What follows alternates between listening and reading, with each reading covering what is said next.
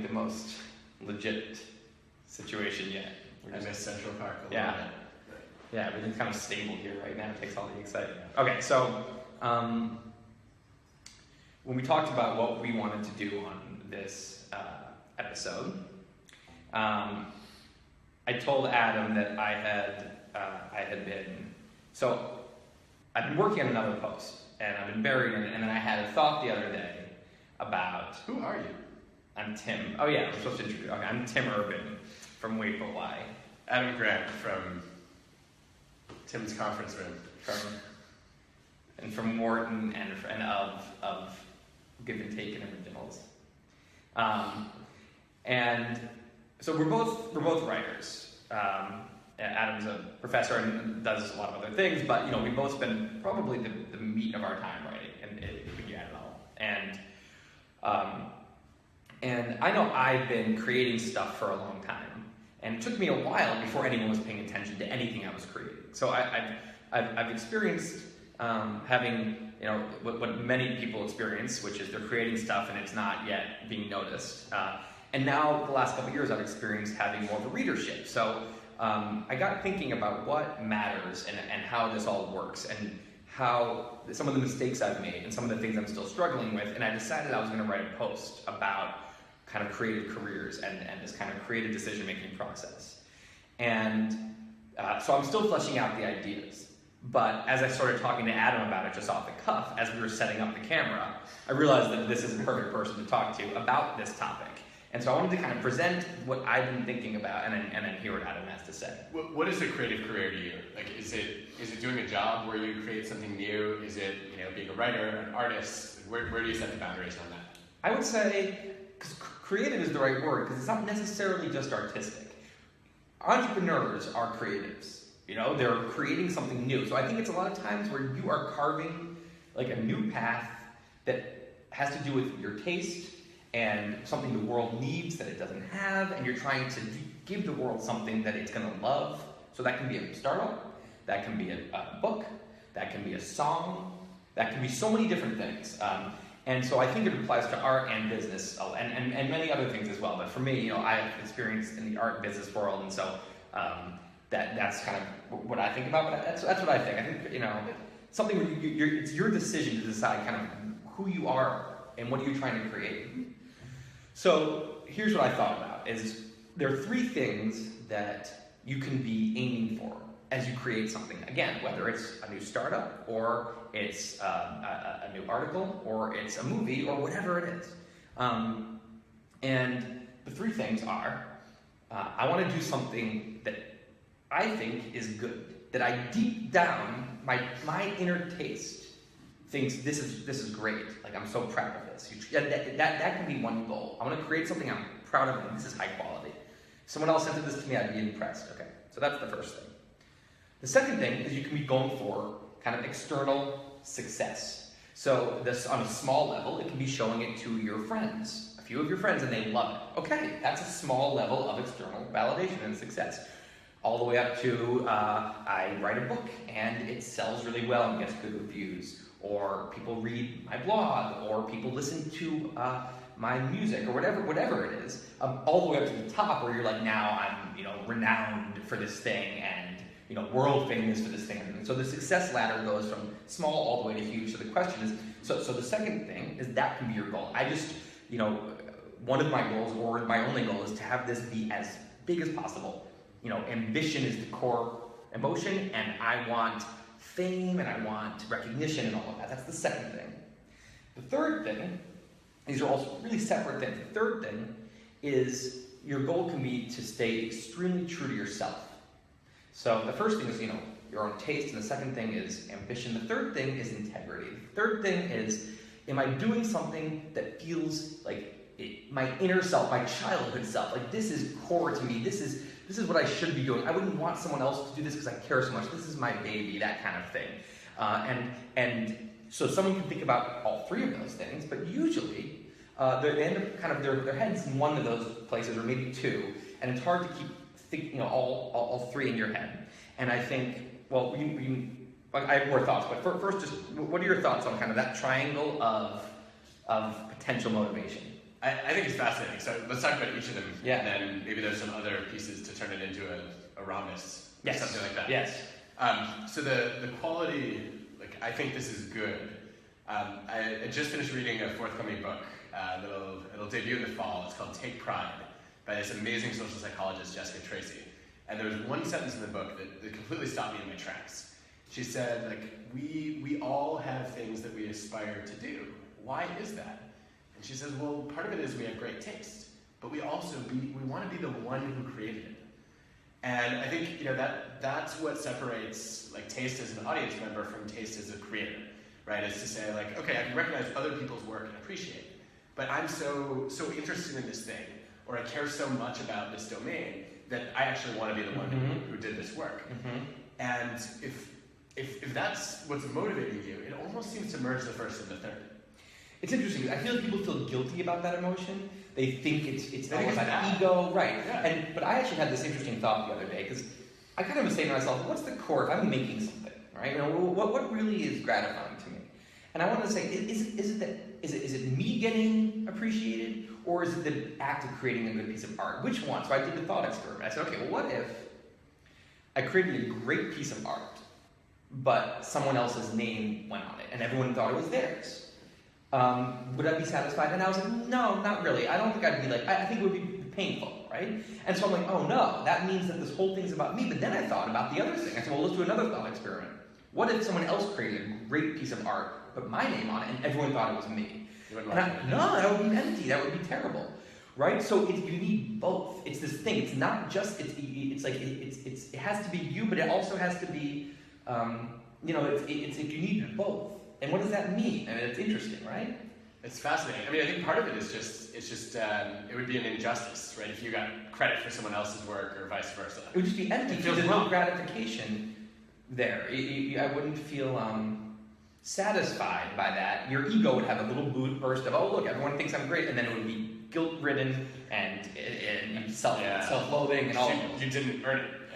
Well, so along those lines, this is another thought I had, just to go off topic for a second, or on a tangent. There's actually a spectrum of when I say, oh, I did it versus someone else. Those are extremes. But here is really the spectrum. So on one end is I went into my hole, I worked on this, it was all my original thoughts, and then I put it out, right? That's like the far end of the spectrum, but no one really is on, because everyone's influenced by some other thoughts in their life and other people. Then there's, I took other kind of thoughts that I've been influenced by, but I kind of created my own thing, and it's me. Okay, so then you're a little farther on the spectrum. Then you start to be like, well, I'm actually, I'm kind of like I'm doing almost like a cover of this other person's theory. Like I'm reinterpreting this person's thing to all the way where now I'm kind of being a full fraud, and I'm actually like taking things that really aren't mine and I'm pretending they are to the final thing, which is literally I took a piece of work that's not mine and I put my name on it. So it's a spectrum. You should probably not do that. That's very bad. Yeah. And if people will find you. You'll get called out. On the internet, you can't do that. It's not So when you think about this spectrum, you have, I think most of the time we're somewhere in the middle, right? We're like, we have a bunch of other people's ideas that we're influenced by. Right. And we're trying to take them and synthesize them and reorganize them in a way that says something new, or that delivers a message to a new audience that hasn't been exposed to these ideas before. I think that part of what's so useful about like thinking about this is it helps with topic choice, right? Because like one of the things that's most frustrating for all the writers we hang out with is I could write about anything. Like, what am I going to choose? Yeah. And there are all these things I'm interested in, and everything has been said by someone before. So where do I start? So how do you put these three corners of the triangle together when you actually choose what you're going to write a post about? This is like this is the first time it comes up, this triangle. So I can just look at this for blog posts, like you said. So I can look at a topic. I can be in one zone where I'm like, what can I do really well? This can be a good post. Ooh, this can be a great post. This one, it sounds fun to write about it, but I'm not sure if it'll really come together as a blog post. Okay, so that's thinking about the first one. The second one is, what's going to be viral? What's the headline? What's going to get clicks? What's going to get, this can be huge, this could be huge. You can be in that mode. You're thinking about the success of it. Which never works, by the way. It's very hard. incredibly difficult. It's very hard, yeah. You have no intrinsic motivation. You're doing it for all the wrong reasons. Yes. Although if that's combined with one of the other ones, it can be motivating in a good way. But if that's the only thing, that's usually not. You're not going to get your best out of yourself. And then the third thing is, I'm just like, I'm just personally like shaking with excitement at the concept of writing about this thing. I just want to dig into it. I have so many things to say, or this is going to be so funny. I'm just like dying to put this on paper. And so for me, I think the beginning, I was probably thinking about the first two more than the third. Weeblewise always had an element of true to me. I mean, I learned that from blogging for 6 years before this. That's one of the, people say you have your 10,000 hours. People always assume that means you gain more skills. It's not just that, you gain wisdom. You learn about yourself. So one of the things I learned in the 10,000 hours of writing 300 blog posts, for 6 years, was the true to me thing is important. The whole thing was fairly true to me, but I kind of put that a little bit aside in the very beginning to say, what is going to be great? Because no one knew Weeble Why. I wanted people to know it. And what's going to make the waves. As readers started to happen, and it started to have an audience, the second motivation has been able to totally chill out. I'm like, okay, people are going to see this, and if it's good, more people will see it, and the people who already like this will be delighted. So it became much more about delighting the current audience, which is the good part. But now I also, I have the privilege of obsessing over that third thing too, and saying, no, this would be good, and it would delight readers, but I'm not that excited to write about it. Or it might really, even it might help readers. This might be a good thing, and I'm like, yeah, but I don't really want to write about that, so I'm not going to do it. There's too many things I want to write about. So I think as time's gone on, I've shifted from the second to the third, always trying to make the first a requirement. It has to be good. That makes sense. I have so many of these moments where I wish someone would write an article about this, but I would just be happy if it were out there, but I don't feel like I have something unique to say about it. Yeah. And I feel like that's often the hardest thing to figure out, right? Because you spent 6 years blogging, you're kind of figuring out your voice. I remember Malcolm Gladwell telling me that he got his start as a writer by literally taking his favorite writer, I think it was William F. Buckley, spy novels, and retyping the pages of them. Like getting a feel for the voice. And at some point, he found his own through trying on somebody else's. Wow, that is interesting.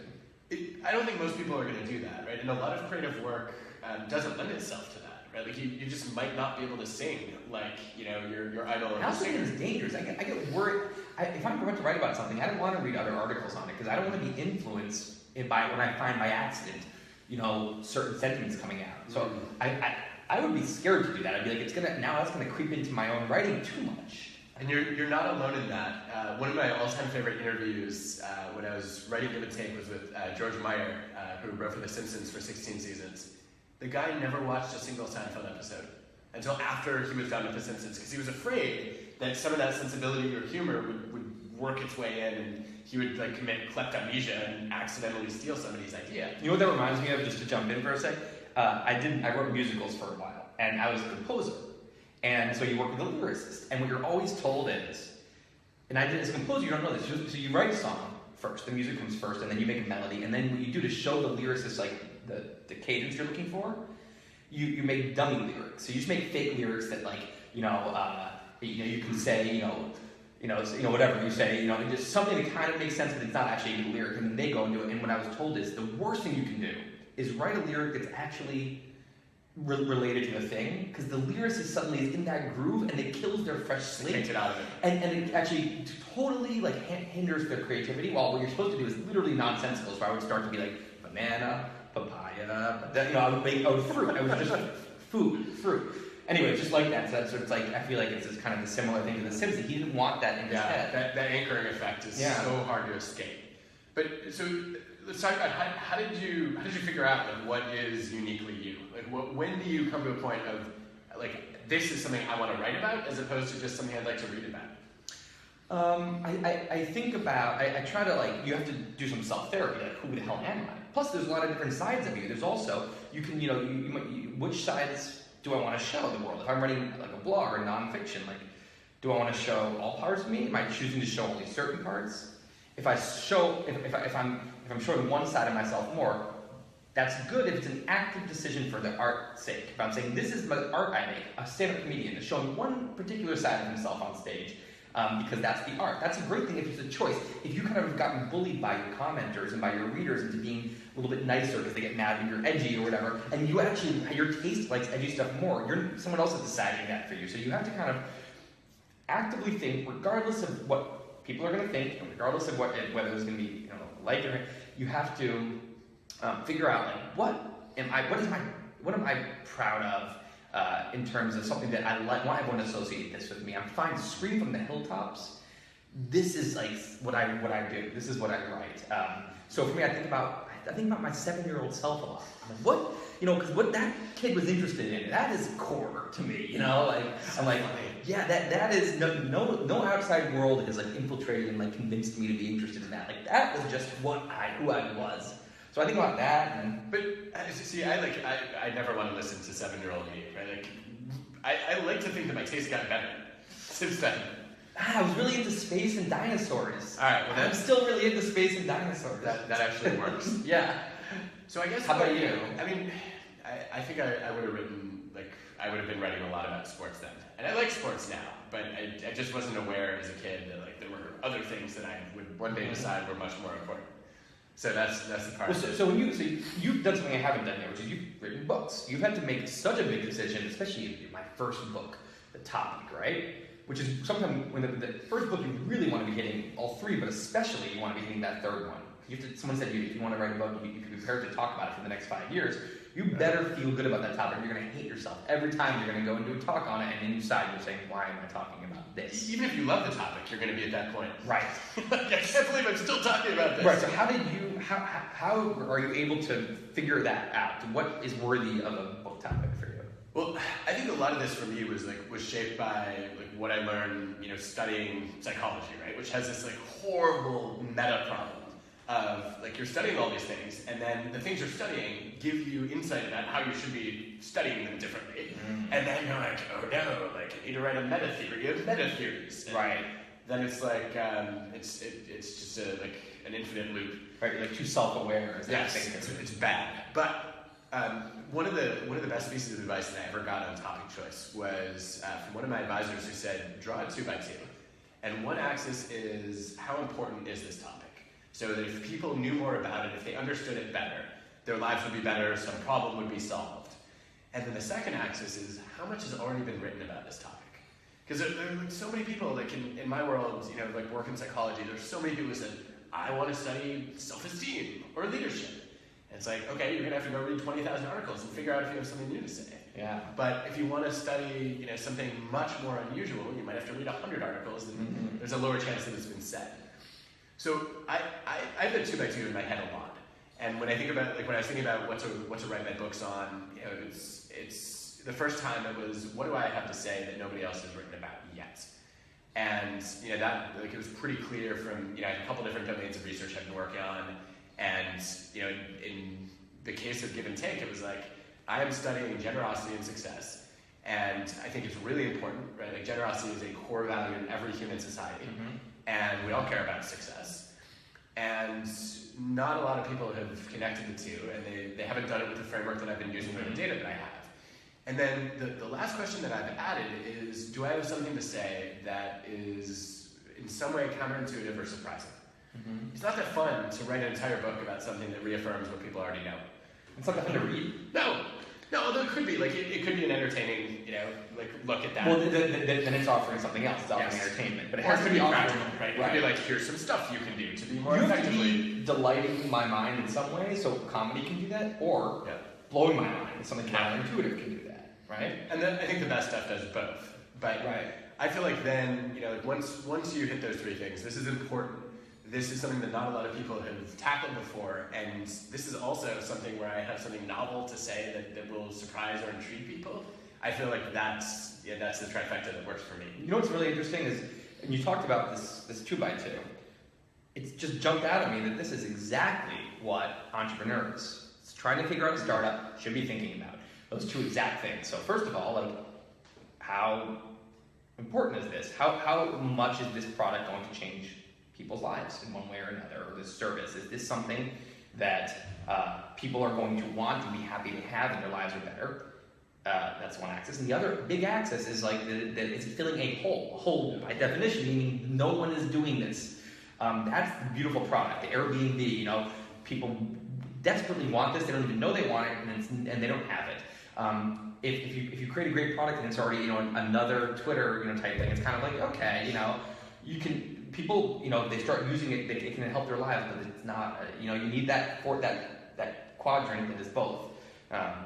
There's a missing axis here. Maybe it's in that quadrant, but when you did your triangle, I was thinking one of the biggest parts of then, like, you might have a lot of ideas that fit all the criteria. I then start thinking about, well, which of these things could be the most useful and are going to help the most people either understand themselves or change their behavior in a desirable way. Where do you stand on that? Like, is that in the equation when you're thinking about writing a post, or if it's interesting to you, is that enough? So that's a little bit along the second criteria, because I think that the second one, everyone's like, you know, shy to say that I care about that. Yeah, I want this to go viral. I think it's okay. You should be competitive. You should say, like, I love the idea. I want to write something that's gonna spread, and it's just, you know, I want it to make an impact. But also, it's fun when your thing spreads. That's okay. It's your ego, but that's okay. You're human. You know, I don't think people should feel bad. The danger is when that's the core motivation, and you start to be blinded with, I will do anything to get famous. I'll do anything to get rich. I'll do anything to get power. And what happens is, if that's a lot of times before you feel like you've made it, that unsatisfied ambition is so intoxicating, the desire to get the thing you don't have, that you can get yourself into trouble by getting in a way that's not true to you, or that you don't think is good. You know, you're doing infomercials, you're doing something cheap, you're doing cheap, you know, clickbait things, and you don't feel like it's actually good or true to you, or it is good, but it's not what you care about. And then what happens is now you've made success from it. You have all these people that now are paying attention, and what do they want from you? That thing. And now you're typecast. And now I'm stuck writing about this stuff that I don't want to talk about. You either then are unsatisfied forever, or you have to now figure out how to be. So I know I started doing this, but now, and then the audience starts being like, I didn't come here for this. So that's so important to think about when you're, you know, starting out. I think you're being too hard on yourself, though, when you call, like, wanting people to read your stuff ego. Well, I think there's two components. You care about what you're writing, and it's incredibly gratifying to have people, lots of people, read that and absorb the message. The things I write always come from a message I have to teach myself, or I'm still teaching myself. And so it's a lot of camaraderie. It feels like, oh, all these people, and maybe if I can, like, help them get to where I have figured out how to get to. Yeah. It's amazing. So it's not just the ego thing. It's that I don't feel bad to say on top of that. There's also a component that I'm like, it's really satisfying to have your things succeed. If you're a business, if you're starting a startup, to have it, you know, just super, you know, wildly succeed is also, so it's both. And my point is that it's okay if hey, this is fun to have it succeed. I'm proud of myself. That part can be there if it comes along with the other one also, that I'm also proud of this product. So, yeah, like I've found this a bunch of times in research where if you look at extrinsic motivation, you know, are you doing something for external rewards that are not part of the task? Mm-hmm. Status, pay, other kinds of incentives. Right. There's so many, and they're intoxicating. It's fine as long as there's intrinsic motivation. Admiration, you know, you want people to envy you. You want to show those people who didn't believe in you. They were those totally people wrong. who looked down upon you. You want to show your ex-boyfriend, your ex-girlfriend, like that. But these are these petty emotions that drive you. And as someone who hasn't kind of feel like they haven't made it yet, they can be so overwhelmed with the emotional desire to fulfill those things without thinking hard enough about how. When they get, it's like the dog's chasing the car. Like, you know, when you get the car, what do you do now? You get it, and now you're kind of like, wait. Now I'm like known as I have a thing for, you know, complete clickbaity articles. You know, the site is now worth $10 million. I hate what I'm doing. Terrible. Well, I think it's important just to put some of those ego-driven motivations out there and give people permission to say, like, this is not inherently bad, as long as it's not the only reason. It's human. It's totally human. But I think there's a more noble part of it too, which is just the feeling that you haven't wasted your time.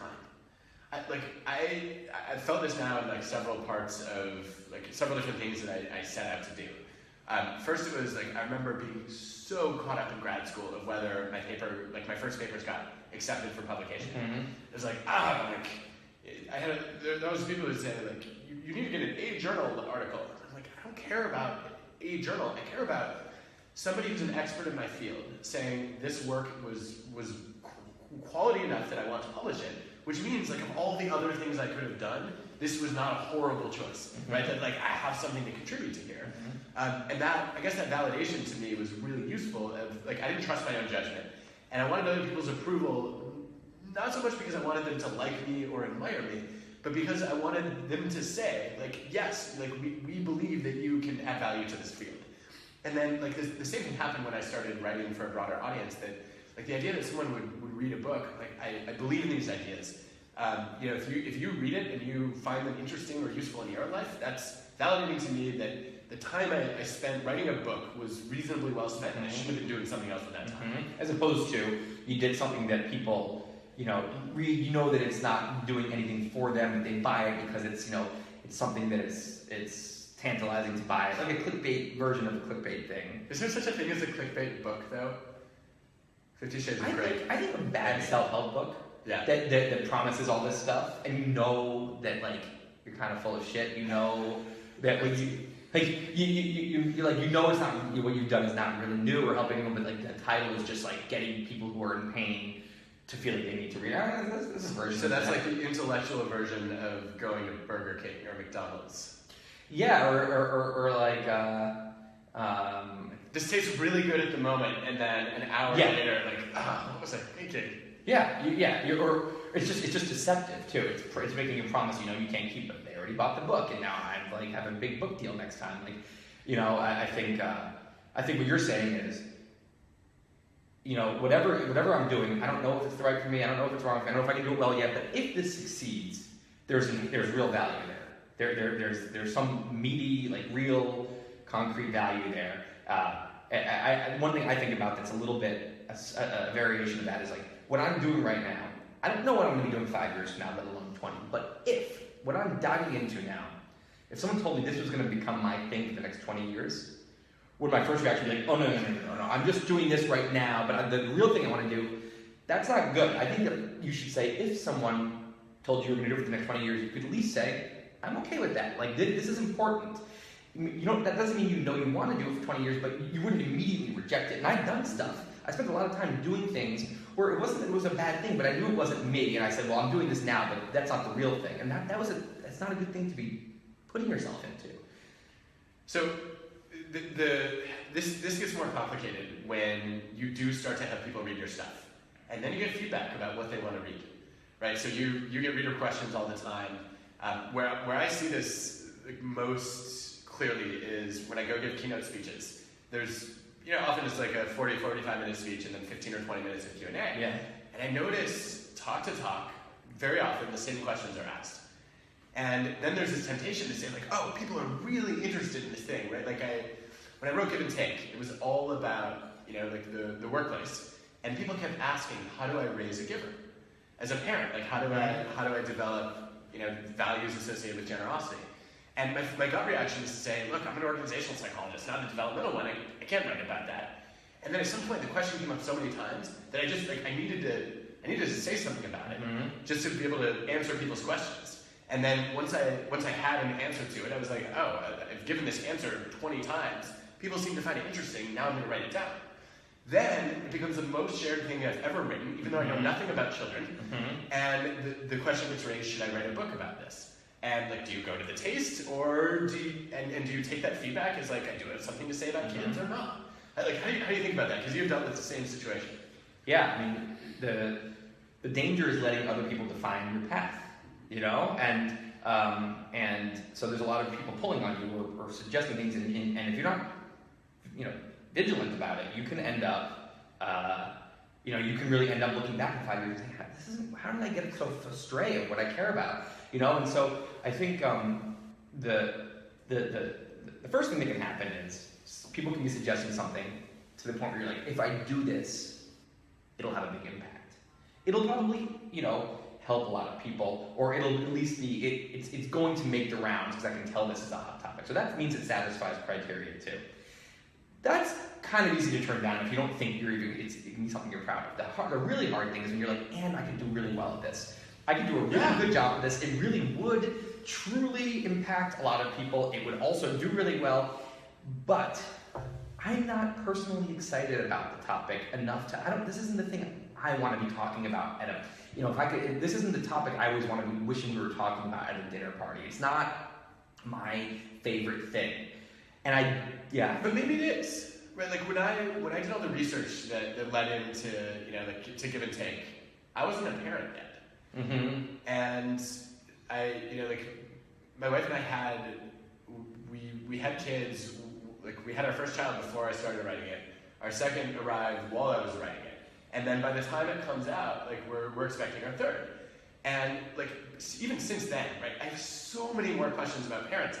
And so if I go to my younger self, not the 7-year-old self, but even the 25-year-old self, I was not interested in parenting. But now, I have so much more experience with it. I've watched lots of friends and colleagues, grapple with the kinds of questions we struggle with. Maybe I do care about it.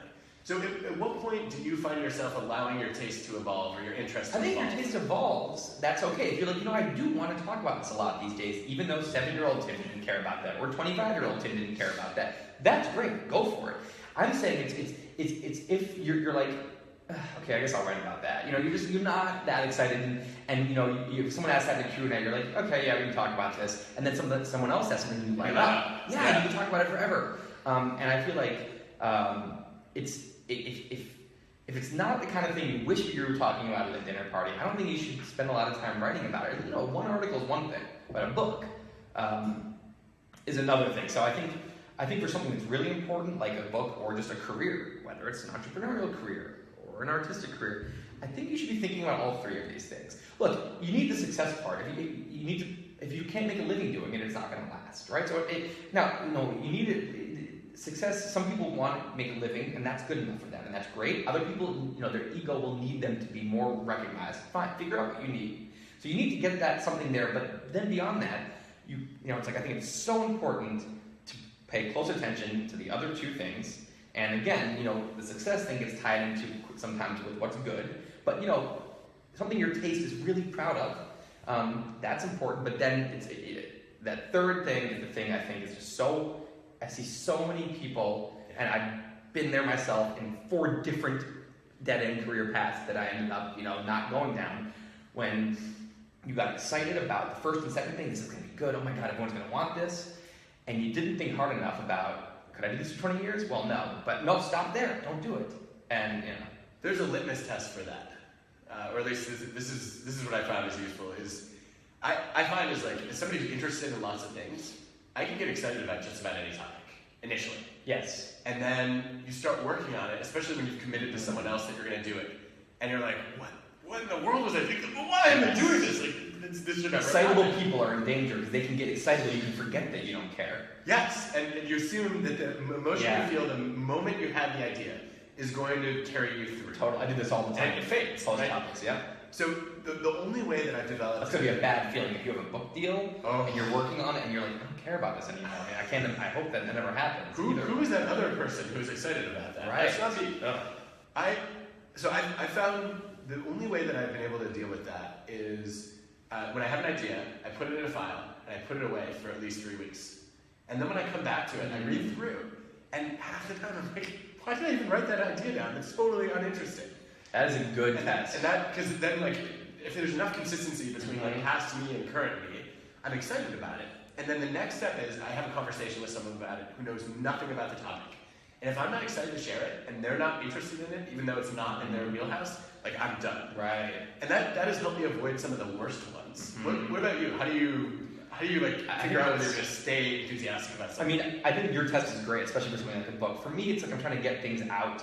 So what I'll do is I'll just start researching or brainstorming. And doing that, you start to confront the hard parts of it, and the less fun parts, and the parts that no one's excitable about. And that's when you start to get, you calm down about it, and then you see the negative side of it, and that's when you can I often say, I don't want to do this. But I think that, that's not a great litmus test. I think what yours is great. I think the conversation part is a great idea, because something like AI, for example, as soon as I started reading about that, I wanted to talk to everyone, and when I told them about it, people were like, no. And I'm like, yes. And then they'd be like, what? And then we just talk about it. So to me, I'm like, that's a good topic, clearly. Versus, like you said, something where I'm kind of talking, and people are like, just clearly like a little bored, and I'm also kind of bored. Why am I still talking about this? I think that's really interesting. But I think it's one thing when we're both in situations where okay, you write books and I'm writing posts, and we know kind of the general thing we're doing and the general tone, and we still have a lot of decisions to make. And I think it's easy when you have readers to really actually, as I said, like let someone else let other people define your path. You have to be careful.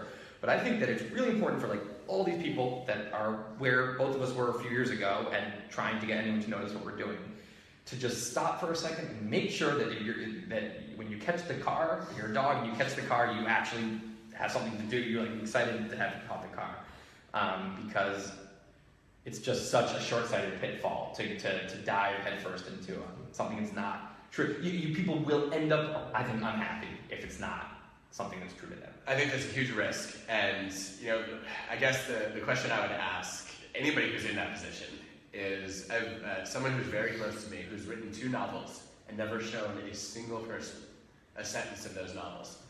If you could be that person and still be interested enough to finish the project, even if no one was ever going to see it, it's pretty clear that this is consistent with your third bucket of this is uniquely me. Oh yeah, that is a very, very serious test. You isolated the main intoxicating delusion factor, which is the success thing. You get that out of the way now. You wouldn't do it if you didn't think that you didn't have a passion to be working on it. So it's the desert. I guess it's the desert island test. You're stranded. You can work on anything creative you want. Yeah, it's never going to leave the island. Totally. What are you going to do? Or that's why the very cheesy question, what would you do if you had $1 billion? What would you spend your time doing? It works, that question, in a lot of ways, because it gets you to thinking, what really is exciting to me? Because what it does is it removes the success factor. And it really allows you to think about what sounds fun. You can be back to that. And that's part of why I go to the kid thing, because kids care about fun only. But actually, adults should also be focusing on fun, because adults, when they're having fun, are happier adults than when they're not. And often more creative too. Definitely do better stuff, because that's when you're getting the flow and you care about what you're doing. I will say though, if I had that $1 billion, I would hire somebody to eliminate all my bad ideas from that document before I even go to reread it. Like somebody just to save me from my absolutely. I would never do laundry or cook again. Done. Next time. Yeah, and one thing to leave people with, just because this reminded me of like such an interesting question that I heard Peter Diamandis ask. He said, the X-Prize guy. Yes, who's really exciting, thinker. And he said that more interesting to him than if you had $1 billion, what would you do with your time? How would you spend your life? He said, if you want to figure out what you care about when it comes to the world, if someone gave you access to $1 billion, but you couldn't use it for yourself, you had to spend it on something, you had to donate it to something, and no one was going to know. This is key, because it takes your ego out of it and your reputation. No one's going to know that you had anything to do with this. You're going to quietly dedicate $1 million to something that's going to be an anonymous donor. What would you do? And no one else is allowed to know this ever happened. So suddenly you're like, and you're like, okay, well, all these other factors that are usually in play are out. And what would I love to really put money into? And I just think it's an amazing question. It makes you, so his point is, whatever that is, that's what you should be dedicating your life to, because that's what you. So anyway, I just thought that was super interesting. I think that's really challenging though, because you might care about it a lot in the outcome. That doesn't mean you want to be engaged in the process. I agree. I'm not sure I agree with his last point that that's what you should dedicate your life to. I still think it's important to isolate that, because it reminds you what you care about in the world. It's another thing to consider. The anonymous thing means it's like not what I want people to think I care about, not what is sexy to care about, but what I actually have my heart goes out to this thing. I think that's important. But I agree that sometimes you're like, I really want to I want to be donating to this thing, but I don't want to spend my time on it. I want to spend my time painting in an basement somewhere. That's okay, But anyway, okay, good. So next time, let's tackle the next part of the creative process. And so we talked a little bit about choosing ideas. Yes. I would love to hear about your working process, because you are the biggest procrastinator I've ever met. Yes. And yet you write these hundreds and hundreds of thousands of words in your posts. How does that happen? Right. We should talk about that. And I'd like to hear yours as well, as someone who's managed to write books while being a professor while having 3 kids. So to be continued. Okay, great. Thanks for joining us, everyone.